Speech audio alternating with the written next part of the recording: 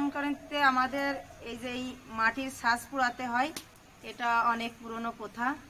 আর অনেক রকমের পিঠা বানাতে হয়। আজকে তো অনেক পিঠাই বানাবো, কি কি বানাই একবারে তো বলা সম্ভব না। সব পিঠা এক এক করে বানাবো আর আপনাদের সঙ্গে শেয়ার করব। গুঁড়োটা করে নেব। এখানে দিয়েছি সুজি 1 কাপ, চালের গুঁড়ো আর চিনি আর একটু গুঁড়ো দিয়ে সুন্দর করে বেটারটা করে নেব। এটা দিয়ে পাটিসাপটা বানাবো। আর এই কড়াইতে দেখুন পাটিসাপটার পুর হচ্ছে।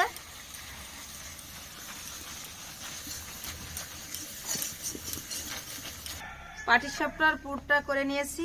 এবার আমি চিতই পিঠা বানাবো, সেই পিঠের গোলাটা করব। জলটা হালকা একটু গরম করে নেব। এই জলটা বেশি গরম করতে হবে না।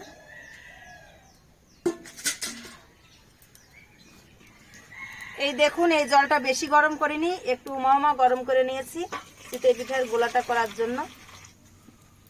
হাঁড়িতে পিঠাটা ভিজাবো, যার জন্য আমি রসটা বানিয়ে নিচ্ছি। চিতই পিঠাটা এর ভিতরে ভিজাবো। সামান্য একটু জল দিয়েছি পাটালিটা গলার জন্য, তারপরে শুধু দুধ দিয়েই করব। পাটালিটা দিয়ে দিলাম জলের মধ্যে। আমার ভিজানো পিঠার রসটা হয়ে গেছে, দেখুন শুধু গুড়টাই আছে। এখন আমি এই দুধটা এই রসের মধ্যে দিয়ে দেব।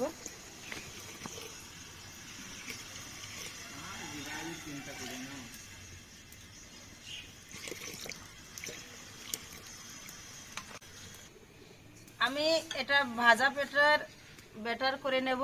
এই সুজিটা আমি সুন্দর করে একটু ব্লেন্ডারে গুঁড়ো করে নিয়েছি।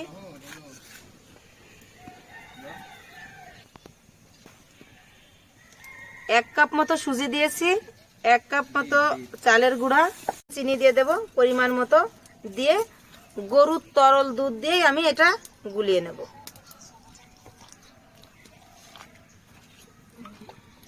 আমার এই ভিজে পিঠের রসটা হয়ে গেছে, এবার আমি নামিয়ে নেব। মকর সংক্রান্তি তো প্রথমেই বলেছি, দেখুন আজকে আমার কত দর্শক। আমরা সবাই মিলে পিঠা বানাচ্ছি, আর সবাই মিলে পিঠা বানানো তো খুবই আনন্দ। আর সবাই মিলে একসঙ্গে খাওয়া দাওয়া হবে জমিয়ে, সবকিছু আপনাদের সাথে শেয়ার করব। ভিডিওটা প্রথম থেকে শেষ পর্যন্ত দেখতে থাকেন, খুব ভালো লাগবে।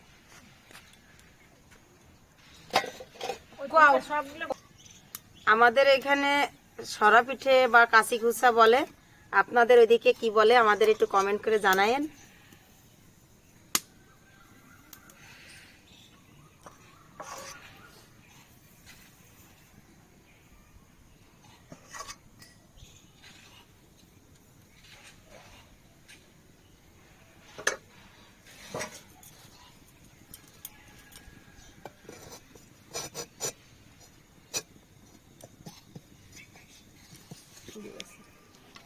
এই দেখুন আমার পিঠে হয়ে গেছে, এবার আমি রসের মধ্যে দিয়ে দেব।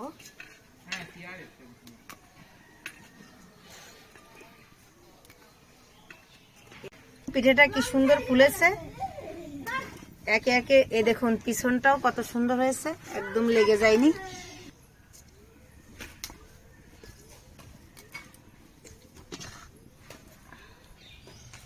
এই পিঠেটা আমার হয়ে গেছে, এবার নামিয়ে রাখবো।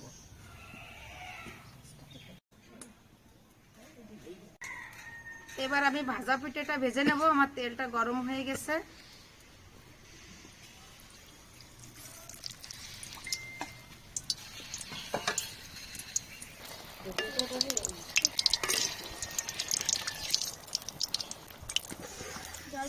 এই দেখুন কি সুন্দর ফুলছে আমার ভাজা পিঠে। একে একে এরকম ভাবে আমি সবগুলো পিঠেই ভেজে নেব।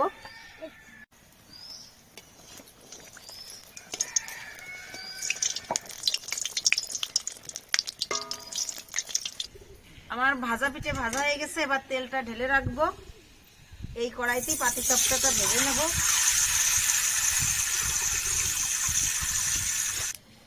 এবার পাটিসাপটার ব্যাটারটা দিয়ে দেব।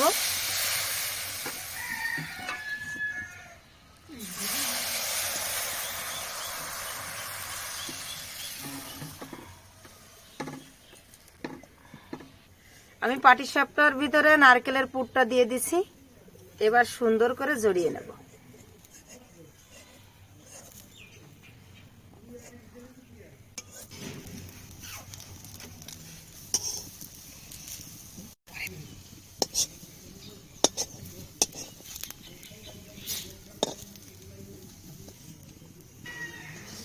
এই দেখুন এই পিঠাটা এইভাবেই হাত দিয়ে জড়িয়ে নেব। কি সুন্দর আমার পাটিসাপটা।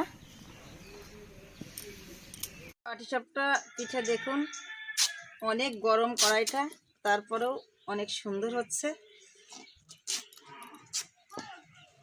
এইভাবেই উঠিয়ে নেব।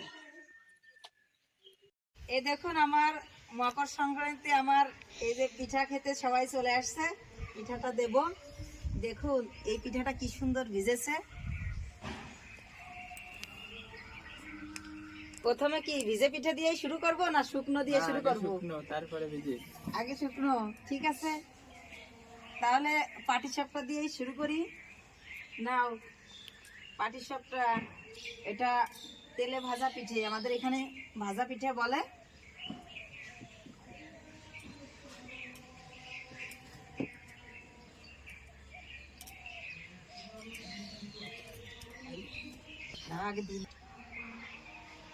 এটা ভিজে পিঠে, অনেক জায়গায় দুধ চিতই পিঠাও বলে।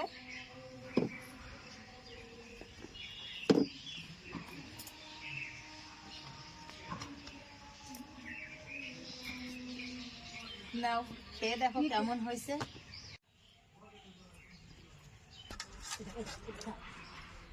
আজকে মকর সংক্রান্তি, আজকে পিসি আমাদের পিঠে খেতে ডেকেছে, তো আমরা একটা পিঠে খেতে এসে গেছি।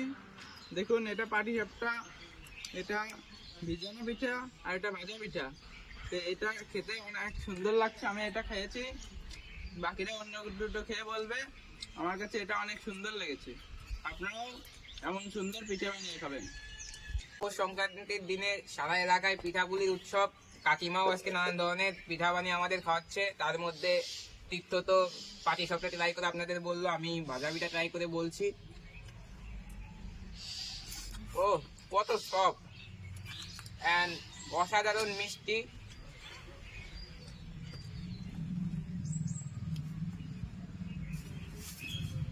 পিঠাটা জোস হয়েছে, খুব ভালো হয়েছে খেতে। আপনারাও বাড়ি বানিয়ে এরকম খাবেন।